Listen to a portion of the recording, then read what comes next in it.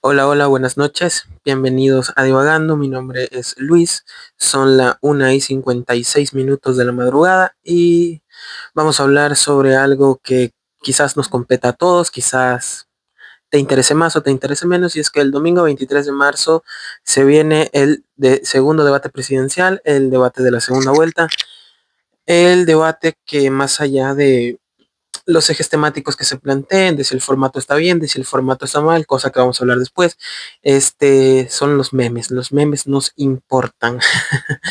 Eh, sí, es algo que lastimosamente ya dejó de ser chistoso, se ha vuelto muy triste, sobre todo tomando en cuenta los últimos meses, que las situaciones que se han vivido en Ecuador, y tomando como historial o como última evidencia el último debate que se realizó, creo que fue a finales de enero, entre 16 candidatos, que al final todo fue un meme, un formato pésimo, no parecía debate, parecía conversatorio.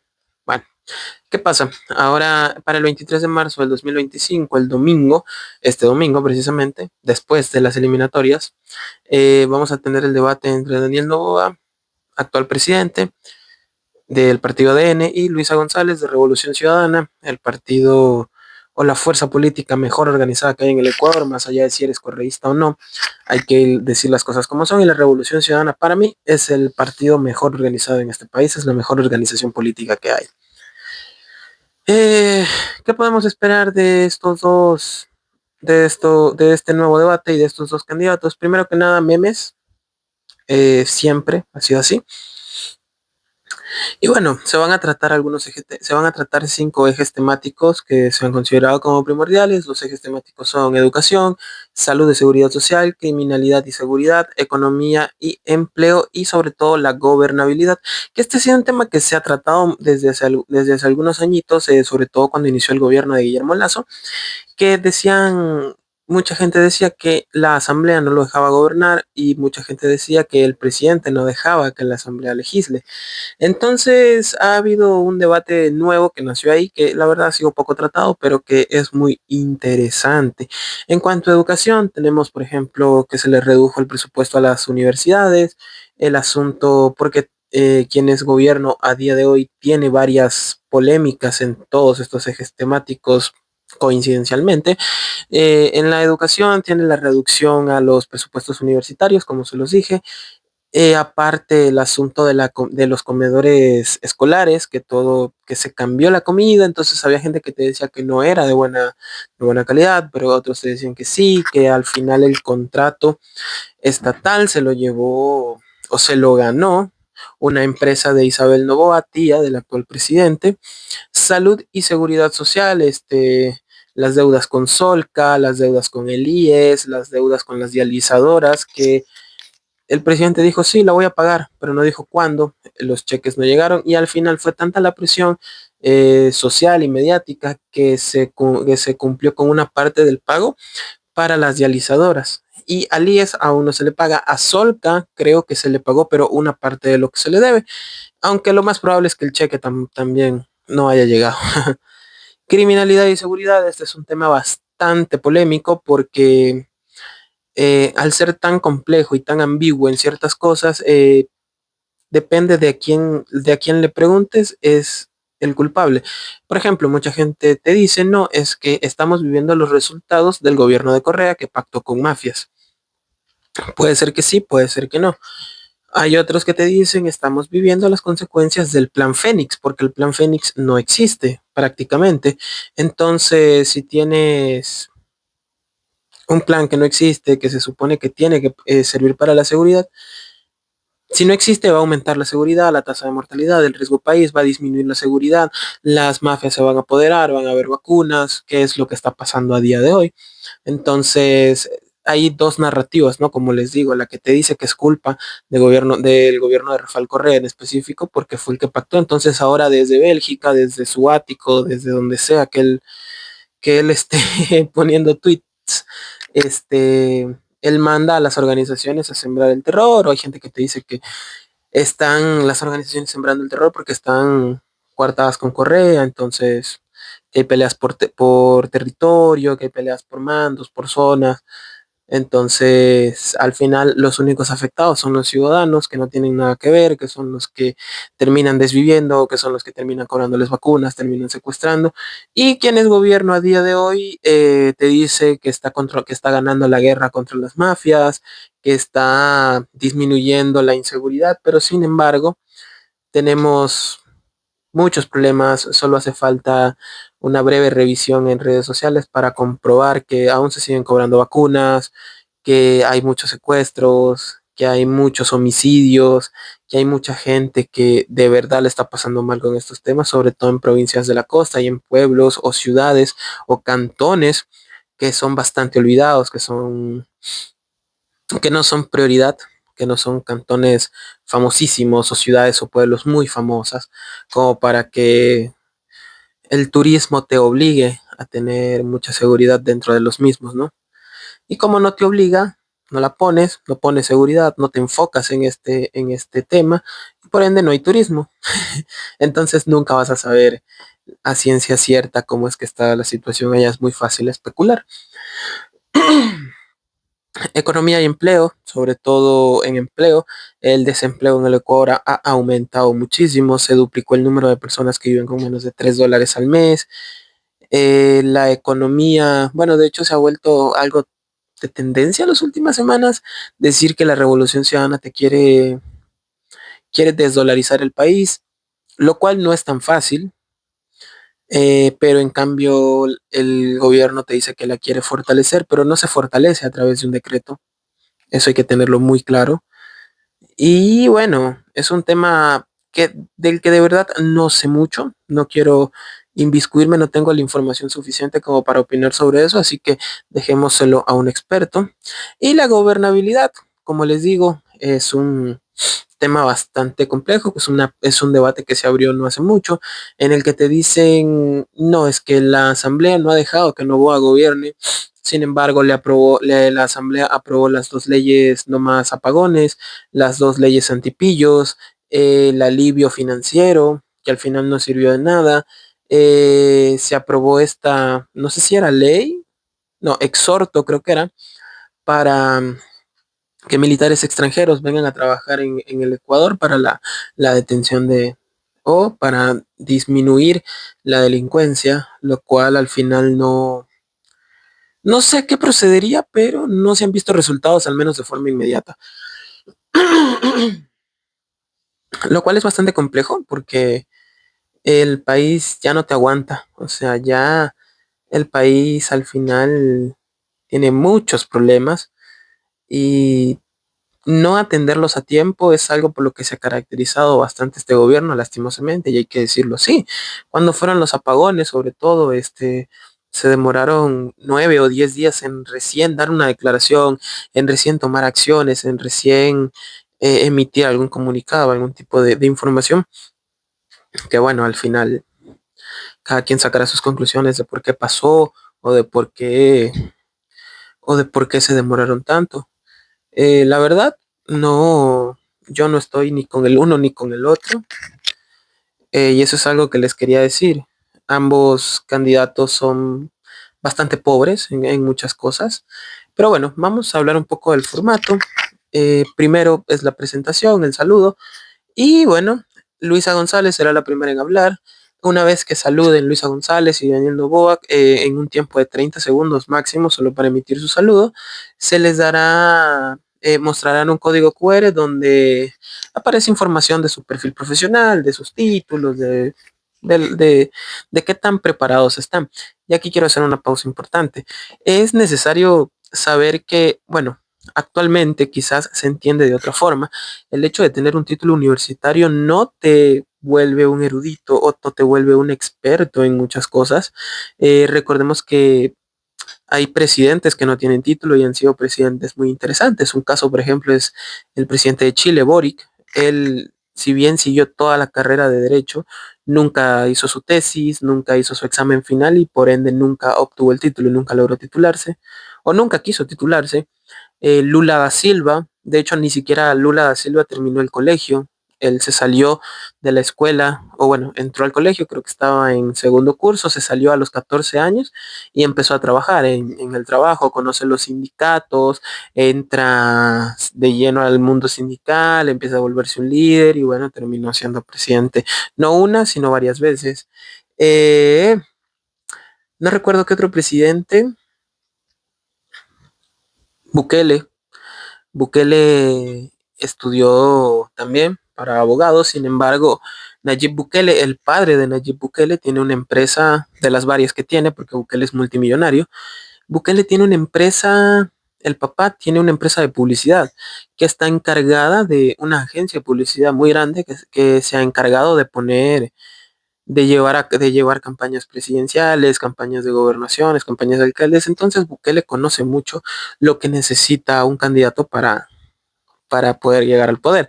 ¿Entienden? Él tiene tiene una campaña, tiene una agencia de publicidad donde se trabaja mucho el marketing político. Entonces, por eso quizás Bukele se volvió un monstruo en época de elecciones y por eso se volvió el fenómeno social que es a día de hoy. Sí, creo que esos tres son muy buenos ejemplos de personas que no tienen título universitario, sin embargo, llegaron a ser presidentes de su país. Y bueno, vamos a continuar con la explicación del formato. Habrá por cada tema, habrá una exposición de 2 minutos y 30 segundos. Eh, pueden haber interpelaciones de 1 minuto y una réplica de 90 segundos. Al final el debate va a empezar a las 8 de la noche. Esperemos que esta vez sean puntuales. Va a empezar a las 8, va a terminar a las 10. Habrán 4 pausas publicitarias de 4 o 5 minutos. Y al final habrá una despedida de 1 minuto. Creo que en el primer debate fue una despedida de 30 segundos, pero también había que entender que eran 16 personas que estaban metidas en un plato de televisión y en grupos de 8, entonces no iba a alcanzar el tiempo. Esperemos que esta vez el formato sea mejor, que esta vez yo sé que la confrontación a veces es un poco fea, pero al menos en estos espacios, la moderadora va a ser Ruth del Salto, una gran periodista ecuatoriana. Eh, el 24 de marzo va a comenzar la campaña política. Se adelantó. ¿Qué pasa?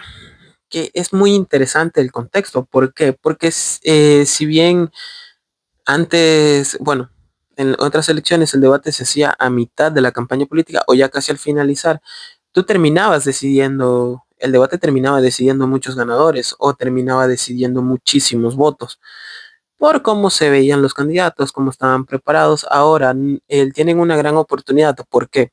Porque tiene candidato que vaya más preparado, que vaya más sagaz en cuanto a respuestas, que sea mucho más inteligente a la hora de preguntar y responder, que sepa argumentar.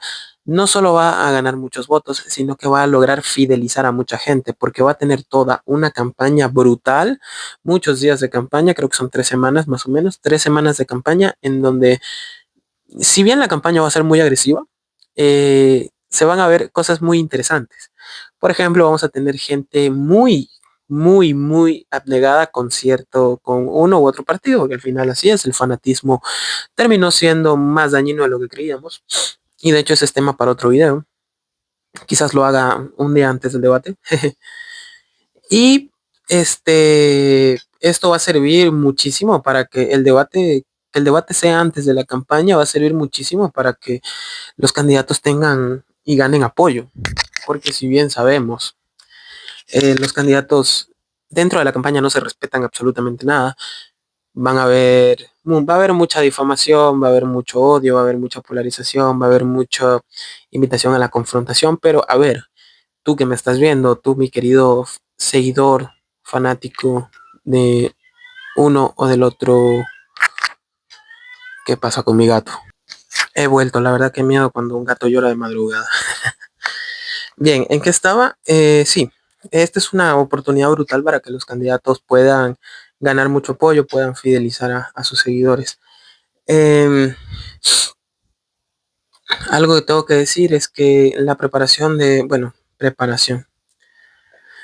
La, la confrontación, o bueno, digámoslo de otra forma, el careo, como si fuera una pelea de boxeo, eh, va a ser bastante intenso, va a ser bastante fuerte, tomando en cuenta que en el Ecuador de por sí no existen otros espacios aparte de estos debates presidenciales en época de elecciones en donde un gobierno se pueda exponer ante su oposición directa o donde la exposición pueda cuestionar directamente al gobierno, siempre es a través de medios de comunicación, al menos a través de Twitter, a través de espacios que la verdad se prestan mucho para la, para jugar a una especie de teléfono dañado y terminar cambiando completamente el mensaje, porque tú bien puedes decir que bueno, eso es algo que pasa mucho, sobre todo en casos como Fabricio Vela. Si Fabricio Vela mañana critica a Luisa González, los correístas lo van a odiar y van a decir que es un florindo.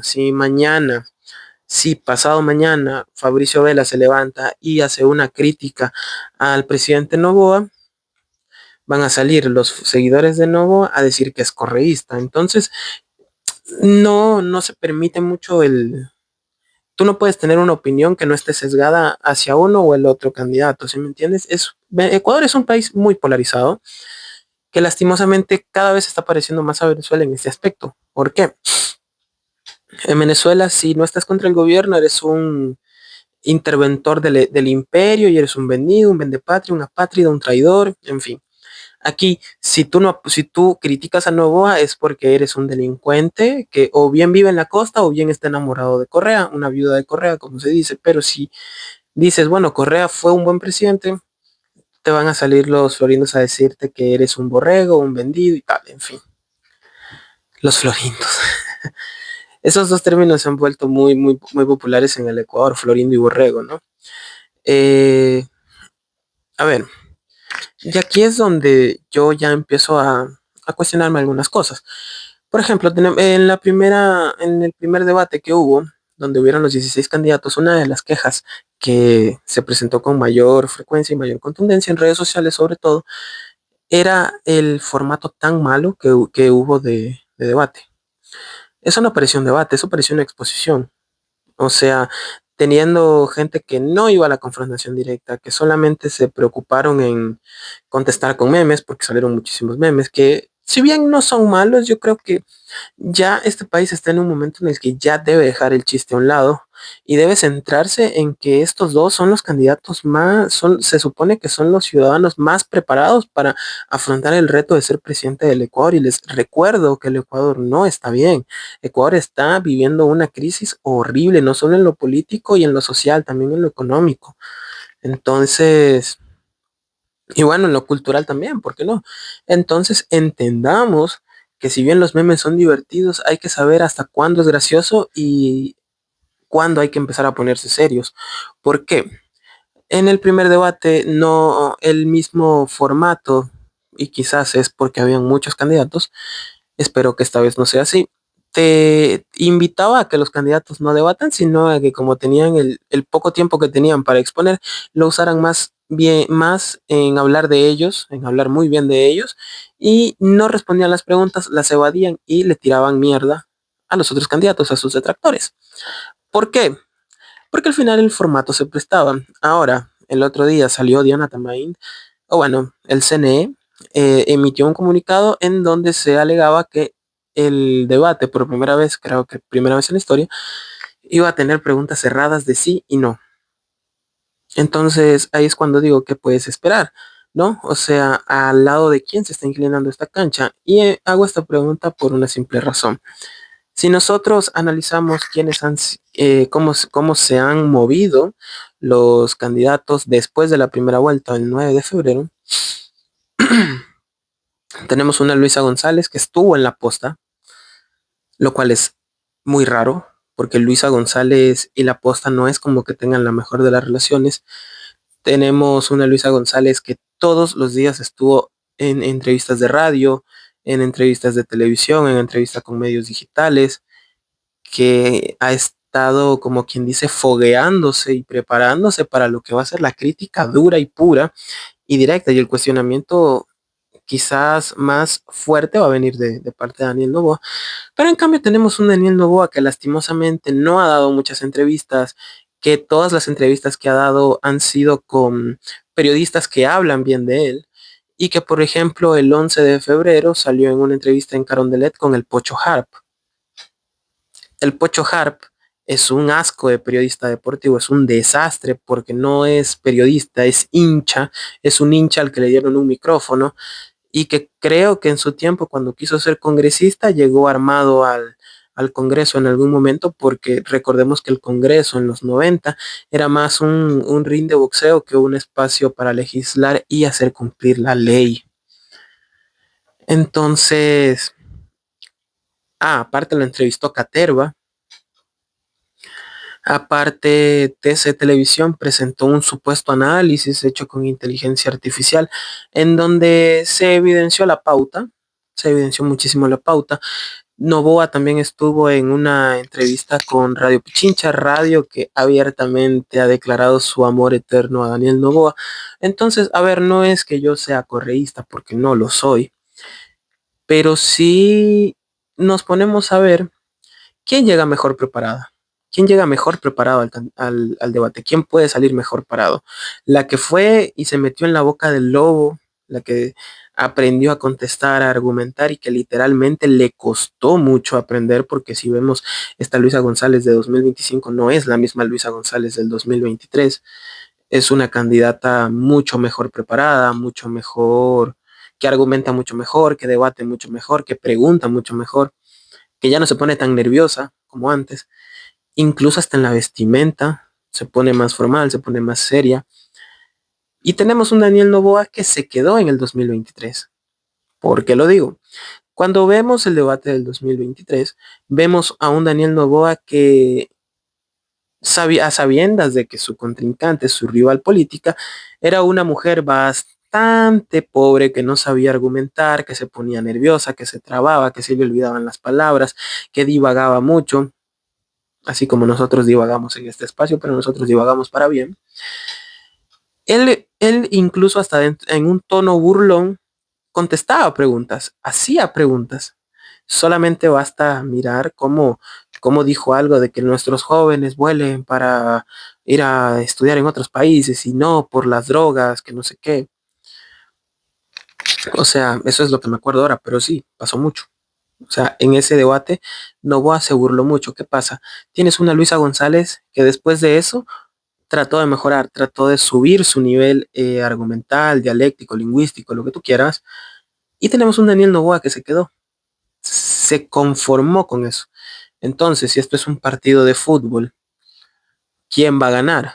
La que viene entrenando, se volvió más técnica, patea mejor de afuera, sabe cuándo hacer un amague, cuándo hacer una gambeta, cuándo ponerte la asistencia, cuándo driblar ella sola y entrar a la cancha, o va a ganar el que se acostumbró a que el balón le llegue adentro del área y solo para empujarla y solo para empujarla. ¿Quién creen que lo gane? Yo digo que pueda que gane ese debate, la que viene más fogueada, la que tiene más colmillo, como se dice, porque imagínate, fue a la posta y fue una entrevista bastante, bastante directa. Estuvo incluso con Fernando del Rincón en CNN, en español, y este mismo periodista dijo que Daniel Noboa había negado la entrevista, no quiso ir. Mira que hasta Leonidas Isa fue a CNN en español. Y ese es otro tema, que al final hubo una novela entera entre Pachacutic y la Revolución Ciudadana, y los dos partidos, la Revolución Ciudadana y ADN, porque te decían un día te decían que iban a apoyar a Novoa, al otro que iban a apoyar a Luisa, y habían muchos grupos y muchas facciones que salieron a decir, no, nosotros no vamos con tal, pero vamos con tal. Y bueno, así pasaron varios días hasta que, bueno, hace como una semana salió un comunicado en donde la reunión que mantuvo Leonidas Issa con las cabecillas de Pachacuti y del movimiento indígena decidieron supuestamente apoyar a Luisa González, pero si cumplía ciertas normas. Entonces, es que, bueno, históricamente e ideológicamente el partido indígena ha estado muy ligado a la izquierda y en esta ocasión el partido que representa a la izquierda es el partido de la señora González. Por ende, es normal pensar que se van a afiliar con ella, ¿no? Bueno, que tampoco es que estén obligados, o sea, dentro Dentro de las comunidades indígenas cada quien tendrá su pensamiento y su ideología y habrán quienes no estén de acuerdo y le den el voto a Noboa y habrán quienes sí estén de acuerdo y habrán quienes no estén de acuerdo con los dos y terminen votando nulo, que no deja de ser una opción. Y bueno, el debate va a ser súper agresivo entre estos dos. Vamos a tener un Noboa que personalmente les digo va a llegar muy confiado. O sea, va a llegar muy, muy, muy confiado al debate, porque si analizamos lo que fue en 2023 y analizamos lo que fue ahora en 2025 con 16 candidatos, ni el uno ni el otro quiso arriesgar. Ay Dios, qué sueño. Son las 2:22 de la mañana, discúlpenme. Pero bueno, retomando, ni Luisa González ni Daniel Noboa se fueron al cuello de nadie, ni se fueron a atacar ni a defenderse de nadie. Hicieron lo que tenían que hacer porque era muy obvio. O sea, Ecuador está tan polarizado. Es que en este país ya no hay ideología política. En este país o eres correísta o eres anticorreísta. Entonces, por eso, como que hicieron lo que tenían que hacer, salieron contentos con lo que hicieron, no hicieron mucho, pero tampoco hicieron poco, y se ajustaron a lo que la situación requería, ya que no podía, ya que el que se arriesgaba a ganar y a dar una paliza argumental y dialéctica a todo el mundo, se arriesgaba también a que se la den. Entonces, fueron muy inteligentes, pero ahora ya no hay esa opción, ahora ya no puedes hacer esa opción, ya no puedes hacer ese chiste. ¿Qué te toca? Irte al cuello, irte al colmillo, y ahí sí va a ser, espero yo, que sea un buen debate, que sea un buen debate donde de verdad argumenten, donde de verdad existan respuestas, donde se hagan preguntas de verdad. No puedo preguntarle a un candidato, qué siente cuando ve, qué sé yo, que no hay luz. Yo tengo que preguntarle al candidato cómo va a resolver esto. Luisa González tiene mucho, perdón, decía, Luisa González tiene mucha tela de dónde cortar, tomando en cuenta todas las polémicas que ha tenido Novoa desde su inicio en el gobierno, qué sé yo, la desaparición de el asunto de las desapariciones forzadas, los niños en Taura, el contrato de los chalecos de mala calidad que hubo recién, los contratos que se ha ganado la tía de Daniel Novoa, qué pasó con Progen, dónde están esos 69 millones de dólares, el asunto con los apagones, por qué los atendió tan tarde, ahora, actual, y esto es salido del horno, el derrame petrolero en Esmeraldas, el asunto del plan Fénix que no existe, que nunca existió, la corrupción con el caso Petronovoa, el caso de Olón, por ejemplo, que ya no se está hablando mucho de eso y la verdad es preocupante porque ¿qué será? ¿Que sí hacen su complejo turístico en Olón o será que no lo hacen? Porque de eso, cuando se estaban peleando los comuneros contra el ejército en Olón, nunca salió en los medios. Esto se hizo conocido por Andrés Crespo, que fue un podcast y lo contó. Y desde ahí se volteó la mirada para Olón y verdaderamente se encontró que había enfrentamientos entre comuneros y ejército y fuerzas armadas porque sí o sí se querían meter a dañar ese manglar para acabar con todo, para construir un complejo turístico y la empresa estaba a nombre de la Viña Balbonesi. Ahora resulta que es una empresa hotelera de Novoa, pero si uno revisa en la superintendencia de empresas, esta empresa hace algunos años era importadora de elementos de oficina. ¿Qué pasó? De un momento al otro se vendieron todas las acciones del otro socio Daniel Novoa, todas las acciones pasaron a nombre de la Viña Balbonesi y con un presupuesto de $10,000, si mal no recuerdo, pero luego se empezaron a gestionar permisos para una construcción de un súper complejo turístico en una zona protegida, donde se iba a dañar el manglar, donde se iban a provocar después de un tiempo inundaciones, porque el manglar controla las corrientes, donde se iba a provocar que el oleaje suba, donde se iba a provocar la muerte de mucha fauna silvestre, de mucha fauna endémica de esta zona, sobre todo en el musgo. Pero, por ejemplo, solo ahí dense cuenta, Luisa González tiene muchos argumentos para escoger como para atacar a Daniel Noboa, aprovechando que tiene más de 2 horas para esto, tiene que ser muy sabia en cómo va a administrar sus balas y su arsenal para ir contra Daniel Noboa. Claro que al final esto invita mucho al morbo, invita mucho a creer que el debate es una pelea, pero no. puede servir para exponer ideas, puede salir algo interesante más allá de los memes, sí.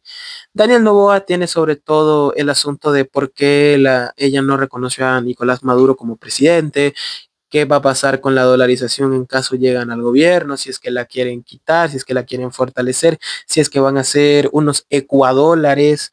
Tiene el asunto de Rafael Correa, sobre todo, de por qué si es tan inocente no ha vuelto al Ecuador, sabiendo que aquí tiene que enfrentarse a la justicia, el asunto de las mafias, que históricamente al gobierno de Rafael Correa se lo asocia mucho con mafias, de por qué pactó con mafias, de por qué reconoció supuestamente a grupos delincuenciales, ¿no? No digo que no los haya reconocido, digo que eran supuestamente grupos delincuenciales porque la razón social, digo, porque la explicación que daban desde el gobierno siempre fue otra. Y bueno, ahí habría que buscar quién es el que está mintiendo.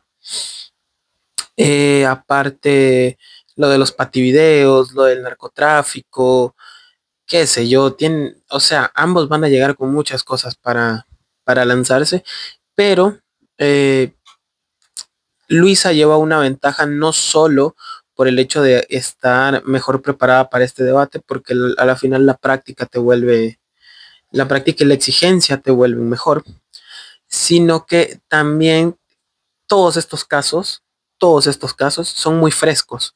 O sea, solo haciendo cuentas, Daniel Noboa tiene que 16, 17 meses en la presidencia.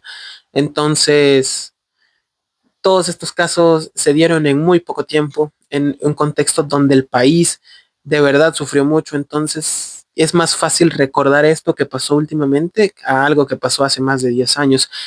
O algo que quizás no tenga mucho que ver directamente con el país, porque Daniel Noboa, si bien ha tenido muchas discusiones en Twitter, ya parece Guillermo Lazo, que le duele ahora más el país que cuando era presidente. Él discutió alguna vez con Rafael Correa, se tiraron muchísimo por X, y al final ambos quedaron expuestos como un par de idiotas, un par de niños ególatras a los que no se les puede llevar la contraria ni decirles que no, porque si no, resulta que tú eres el equivocado, no yo por ser un aferrado a mi idea. Entonces, es más fácil recordar lo que pasó últimamente que lo que pasó hace más de 10 años, o si no agarrarse de estados de Twitter, de especulaciones, de cosas que al final no es tan fácil de comprobar. Eh, ¿A qué quiero llegar con esto? Luisa González, es más probable que Luisa González le dé una paliza a Daniel Noboa en el debate que Noboa darle una paliza a Luisa González. Y puedo equivocarme, o sea, yo lo acepto, yo puedo equivocarme. Quizás Noboa le termina dando la paliza de su vida a Luisa González porque en secreto se estuvo preparando, leyendo mucho y aprendiendo a argumentar. Y pueda que pase, o sea, no deja de ser una posibilidad, pero la lógica me dicta y la lógica me dice que que quien ha tenido más entrevistas ha hablado más, por ende crea más narrativas, por ende crea más matrices de opinión, por ende tiene más matriz de líneas argumentales. Entonces, la que tiene más ideas para contestar, la que aprende a contestar es la persona que ha estado metida en el ejercicio directamente. Esta vez es Luisa González. ¿Qué pasa? Que este debate es muy importante porque personalmente considero que son dos candidatos bastante pobres, bastante paupérrimos, y les pido un favor a ti, Daniel, y a ti, Luisa, que yo sé que ustedes me ven porque yo soy el mejor analista de este país.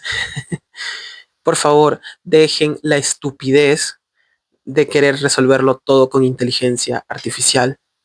Ya, esa huevada ya no da risa.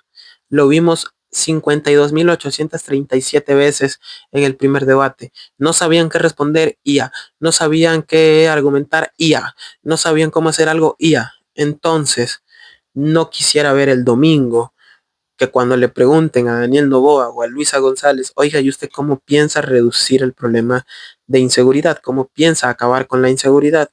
Vamos a crear un chat GPT ecuatoriano, encebollado IA. No sería nada divertido, no sería gracioso. Eh, Necesitamos soluciones reales, ¿sí? No se necesitan pañitos de agua tibia. Claro que la cultura ecuatoriana es ¿cómo se dice? No es preventiva, sino que es contestataria. Es decir, esperamos a que pase la desgracia para improvisar una solución en vez de plantear posibles soluciones ante una desgracia que sabemos que va a pasar. Entonces, este país vive en una constante ley de Murphy, o sea, sabemos que algo va a pasar mal, es porque va a pasar. Entonces, a lo que voy es que va a ser un debate bien interesante, es una oportunidad de oro para el que la sepa aprovechar, porque miren, el que gana el debate termina ganando la presidencia. Ha pasado últimamente muchísimo. Y ha sido así muchísimas veces. Muy pocas veces hay excepciones, pero la verdad creo que Daniel Noboa y Luisa González tienen una oportunidad de oro. Tienen muchísima tela que cortar el uno sobre el otro. Quizás Luisa tiene más tela que cortar sobre Daniel Noboa que Daniel Noboa sobre Luisa, pero Daniel Noboa la tiene mucho más fácil para cortar la tela contra Luisa. ¿Por qué? Porque si bien en estos 17, 18 meses que ha sido presidente han pasado algunas desgracias, han pasado muchos problemas, no desde el gobierno central, sino desde medios de comunicación aliados, y desde ministros y asambleístas y personas que son adeptas a Daniel Noboa, se han creado narrativas bien interesantes. Es decir, cuando sucedió lo de la luz, te decían que esto no era culpa de Noboa, sino que esto era culpa de Correa porque nunca le dio mantenimiento a las plantas eléctricas, porque trajo turbinas repotenciadas, porque te resulta mucho más caro eh, trabajar con diésel que trabajar con la hidroeléctrica. Entonces, algo que vi el otro día en un análisis que hacían es que se decía que Rafael Correa metió todos los huevos en una canasta. ¿Por qué? Porque solo hizo hidroeléctricas. En eso se basan muchos seguidores de Novoa. Tú puedes decir, ok, sí, puede que sí, pero han pasado 8 años desde que Rafael Correa no está en el poder y en 8 años no se ha logrado invertir un centavo en materia energética. Y ahí te van a responder, no, no se ha logrado invertir porque existe una deuda que dejó Rafael Correa, existe un desfalco que sí, que sí existe, nadie lo puede negar. Entonces va a ser así interesante, se van a lanzar de un lado, pero se van a responder por el otro, entonces el debate va a ir escalando, va a ir escalando. Y al final no quisiera que esto se convierta en una pelea de pareja, pero sí sería interesante ver qué opinión tienen, ¿no? O sea, es una oportunidad muy buena la que tienen estos dos. Entonces, como ambos tienen mucha tela que cortarse, pueda que pase incluso esta otra cosa. No te voy a cortar la tela aquí, sino en Twitter, donde sé que no me vas a responder directamente, pero aquí te voy a poner entre la espada y la pared. ¿Cómo? Con preguntas trampa. Como les dije, el CNE salió con la tontería de contestar sí y no. Y la verdad esto lo único que beneficia es a Novoa, porque Novoa no sabe argumentar desde que es presidente. Han habido muchas crisis, han habido muchos problemas y él ha preferido no dar la cara, no dar declaraciones, esperar a que se calmen las aguas y luego salir con un discurso que se nota que se lo escriben y con preguntas que se nota que ya están pactadas para quedar bien, para sacar ventaja de la situación. Pueda que le funcione esta vez, no lo sé. No creo tampoco porque después del debate la opinión pública cambia mucho y volverla a cambiar es un trabajo muy fuerte que no vas a lograr en 3 semanas. O bueno, quién sabe, ¿no? Pero sí les digo, al menos Daniel Noboa y Luisa González son candidatos que representan ideas muy contrarias, que representan ideas muy radicales de cierta forma en algunos temas y que tú digas que gane quien gane no te afecta, déjame decirte que estás equivocado. El debate es necesario verlo, sí, obvio. Es muy necesario verlo porque si vas a conocer qué es lo que quieren los candidatos, o sea, qué es lo que harían en caso de llegar a la presidencia. Por ejemplo, Luisa se puede agarrar muy bien del debate pasado, del 2023, y sacarle todas las mentiras en cara a Daniel Noboa. Pero yo sé que estos dos a veces se pueden ir por las ramas, pero no creo que dejen pasar esta oportunidad. Si son como yo y les gusta la confrontación y que exista una confrontación directa donde se contesten y se digan todas las cosas como deben de decirse, que no es una pelea, es un debate, eh, ojalá pase así, puede ser una gran oportunidad para incluso fomentar el pensamiento crítico, porque cuando un político se pasa de pasional, empieza a dar vergüenza ajena. Y ahí es cuando te empiezas a cuestionar el hecho de que si debería estar en donde está o si te engañaron. Que el marketing político te puede engañar súper fácil a través de la persuasión y muchas teorías comunicacionales que ahorita no recuerdo porque son las 2:35 de la mañana. Entonces, como les digo, vale la pena ver el debate? Sí. Eh, ¿Qué podemos esperar? Una confrontación bastante fuerte, bastante directa. Preguntas que van a ser preguntas trampa. Quizás uno que otro buen meme. Pero sobre todo, vamos a tener un enfrentamiento entre lo que hoy son las dos fuerzas y las dos corrientes políticas más grandes del Ecuador, el correísmo y el anticorreísmo. ¿Ambos le son fieles a sus ideas? Sí. ¿Ambos son buenos? No, el fanatismo nunca es bueno. Lástima que en Ecuador no exista otra opción, pero el fanatismo nunca es bueno, no tenemos otra opción. Así que el día que vayan a votar, no se arrepientan de su voto, voten por quien les dé la puta gana. Y antes de votar, infórmense, no es delito, infórmense, conozcan. Y si no quieres estar leyendo planes de gobierno en PDF, mira el debate, mira el debate.